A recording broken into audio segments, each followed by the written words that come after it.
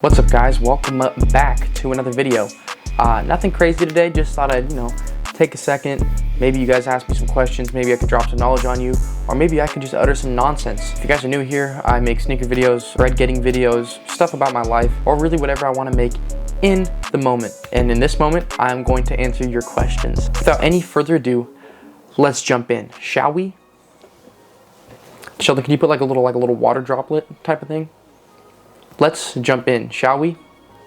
Thank you. I asked you guys to ask me some questions on Instagram. I said, shoot away, I am an open book. Let's see what we got here. So first one comes from Adrian. In the future, do you plan on opening up a shoe store? Yes, I do, but I'm not in any rush to do so. I want to understand all facets of the game extremely well before I dive into a commitment like a shoe store, because a lot of people throw around the name, like the word shoe store, like you can just open it up one day and you're successful. It takes a lot to open up a brick and mortar store and to run it successfully. You have to know how to manage your employees. You have to understand the shoe game in and out. You have to understand a lot of things about business that you don't understand from just reselling shoes. It's a lot more than that, and that's when that pivot happens. And also it's a lot more expensive than people think, at least out here in California. For like people like in Idaho, I would love one out there. I could probably open one tomorrow. To answer your question, yes, but not until I'm to the point where I can hire staff, have everything running by itself, and I'm just a piece of the puzzle. You know what I mean? I don't want to be like there 24/7, because the whole reason I do what I do is to have the freedom to do what I want. So yeah, of course there'll be a time where the store is going to require a lot of my time, but I don't want to be a one-man show running a whole shoe store. Hopefully that answers your question. Next one comes from Rosalind Sneakers. What's some advice to gain clientele? Well, now we're in an interesting position where the economy is slowly declining. People don't have as much cash to spend on shoes. So the biggest thing is marketing. You have to learn how to market yourself to be able to build up clientele from people that want to buy sneakers from you. And also everything sells for the right price. So just keep that in mind as well. Yeah, also just be very kind to everyone that you buy shoes from or sell shoes to, because you never know if that person's going to come back and buy again because of something you did or said. It also works the same way. If you're rude to someone, they will likely not shop with you again. I'm sorry if my voice sounds a little raspy. I've been sick for the last couple days, but we're pushing through. Next question comes from Display Kicks. How long have I been reselling? Well, reselling without a job since 2020, since the pandemic started, and then I've just been going ever since. But I always used to resell shoes here and there in high school, but never to the extent that I do it now. It was just like kind of here and there, a little like lunch money, but nothing ever really serious. Next question, actually this isn't really a question, this is a statement, and he's demanding me to Cash App him. I got you. I'll send you $1. Next up, is the sneaker market dead? Elias. I don't think it's dead. I think it's changing. So like a year ago, you would have some random Jordan 5s, they would drop and they would go for $300 out the gate. Now, before they even release, they're going for under retail. And that's already cutting off a lot of money to the people where they would rely on buying bricks and selling bricks for profit. Now you kind of have to change that. Basically, you kind of have to evolve with the game. So for instance, back in the pandemic, everything was strictly online. I didn't meet up with anyone. I didn't have any local clientele. I didn't have anyone selling to me local. It was all through these online marketplaces. And then when things started to shift, that wasn't as popular. People weren't posting as much on there. So I had to switch to in-person, building local connections just to buy and sell. That's just like a form of the game evolving, and you have to adapt to it. And if you don't adapt, you're going to fail. But that comes with pretty much anything in life. So no, I would not say the sneaker market is dead. Sneaker Guy asks, am I getting a personal pair of the Jordan 1 Lost and Founds? Probably not. I have a decent bit of expenses on my plate. Any kind of excess profit I have, I'll just funnel it back into the business. I'm not really into the spot where I can just like justify spending $200 on a pair of shoes that I'm not really gonna wear. Because sneakers are cool and all, but like they're just not convenient for day-to-day wear for me. Like my rotation, it consists of these every day. You can see the little fuzzy stuff starting to wear out on the toe, so I'm gonna need a new pair of these soon. But I slap these on every day. Best $150 I've spent. But yeah, I probably will not be getting a personal pair of the Jordan 1 Lost and Found. Also, I have here, I'll show you guys. I still got these that I paid $1,300 for. So these will be an heirloom to my children. So to my children watching this in like 15 years, maybe 20, 25. I hope you enjoy these, because those are staying in the family for quite a long time. Let's move on. Next question. Leanna Noel asks, is your girlfriend pretty? Well, since you're asking this question, yes, yeah, you are pretty hot, and I love you. Thanks. Yeah, next question. Box Top Kicks. How important is picture quality, and how can I improve my pictures? It kind of makes or breaks your business, because the first impression when someone goes on your page, they'll see, does this guy look serious? And usually their pictures are the first thing you'll see. So if it has a nice background, well lit, you know, your shoe is the subject of your photo, you know what I mean? It's like in the middle, like how I'm centered right now is how your shoe should be. Just, yeah, very aesthetically pleasing, just stuff like that. How could I improve my pictures? Very easily. Maybe get a little in tuned with like a Photoshop type of thing, invest in a light, maybe get like a little grass patch or a common theme on your pictures on your page. Like maybe you take it in front of like a tree or a flower or a grass or something that stays consistent in your page so it looks very aesthetically pleasing to the eye and it makes you look professional. Francis asks, where do I see myself 10 years from now? I'm guessing you meant 10 to 20 years from now. That's a tough question, because I'm no fortune teller, no, time traveler, I don't know, something like that. But ideally, where I would like to see myself, owning a few cribs, a couple sneaker shops, just living life, dude. Living what we were meant to be here for. Living the human experience, traveling, family straight, I'm straight. You know what I mean? That's really all you could ask for. I'm healthy, I'm alive. Everyone around me is alive, well, living. That's really all you could ask for at the end of the day. That's ideally where I would love to see myself in the next 10 to 20 years. Josu, I'm sorry, I'm so sorry. What made you start? I'm assuming what made me start reselling. Just the pressure of my mom.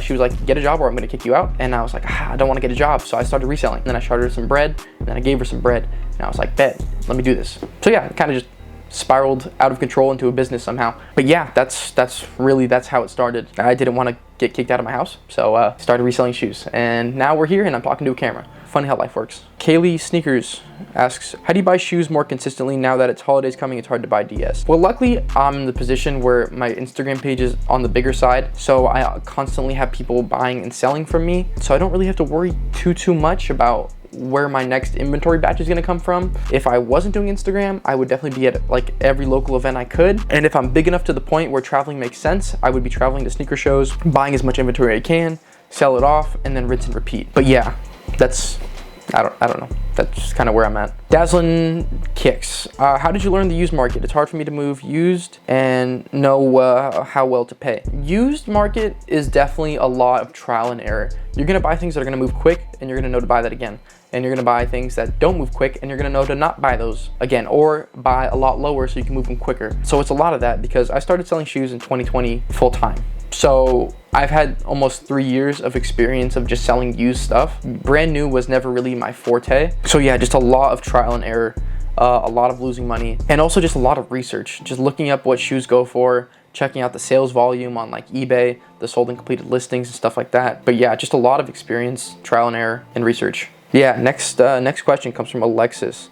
Should I commit to an entrepreneur career if I enjoy reselling? It depends what your why is. So if your why is you enjoy the freedom of not having a boss and being like your own type of boss, then yes, I would say go down the entrepreneurial route. But a lot of people get it twisted and think entrepreneur, I'm gonna be an entrepreneur, I'm gonna be a CEO, big boss in my bag type of thing. That's the furthest from the truth, at least when you're first starting. It's a very slow, steady grind. It's very lonely sometimes. You're gonna fail a lot. A lot of people need people around them all the time, and that's just not the case in this. If you think you're just gonna succeed overnight in whatever you do, you're lying to yourself, pretty much. It's a flat lie. But yeah, if you enjoy, doing your own thing and that payoff comes one day, then yeah, I say do it, go for it. If you're kind of just in it and thinking, I'm gonna be an entrepreneur, I'm gonna be my own boss, life's gonna be good, and you're not really ready for what it comes with, I would say maybe not. Like you like the security of a job, because some people, they love the security of a job. They love when they know they're gonna get their next paycheck.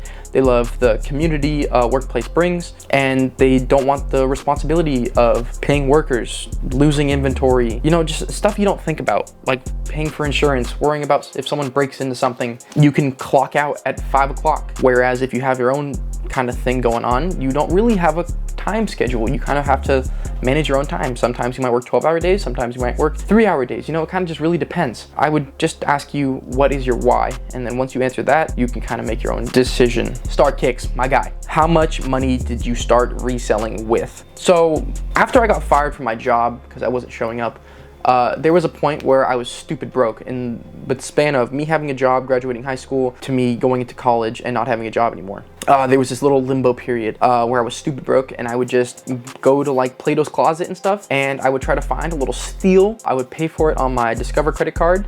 I would try to sell it on Goat, and then once it would sell, I would pay off my credit card, and then I would have like 50 bucks of profit, and that $50 would last me a week, and then I would do the same thing. And then I was like, you know what if I just kept on doing this over and over and over and saved my money, and then slowly but surely we have what we have now. So super sick. But yeah, I don't really know. I guess no money. I don't know. I used a credit card. So how do you grow your account? My sneaker account has been stuck at 300 followers. I would say you have to start creating video content. If you don't like it, that's kind of tough, because that's kind of the kind of day and age we live in now. Pictures don't really do it anymore. People want to be visually stimulated with moving pictures. So yeah, I would say get on Instagram, get on YouTube Reels, get on TikTok.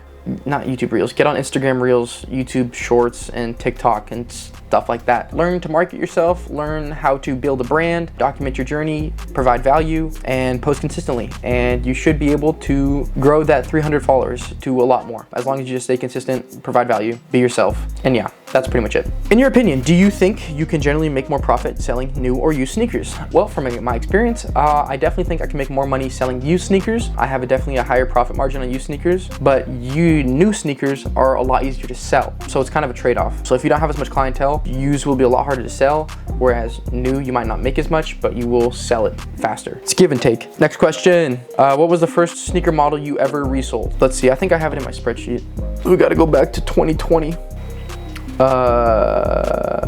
Okay, so first shoe I sold on record was a pair of 350 Sesames that I bought at Plato's Closet for $55. Sold them for $122 on Goat, and I made $67. So yeah, on record, that was the first shoe I ever bought. Full-time, going in full-time, keeping track of my stuff. So yeah, next question, Callie Kicks. Does your girlfriend get mad at you for spending more time with shoes than her, like mine? I don't think she gets mad at me per se.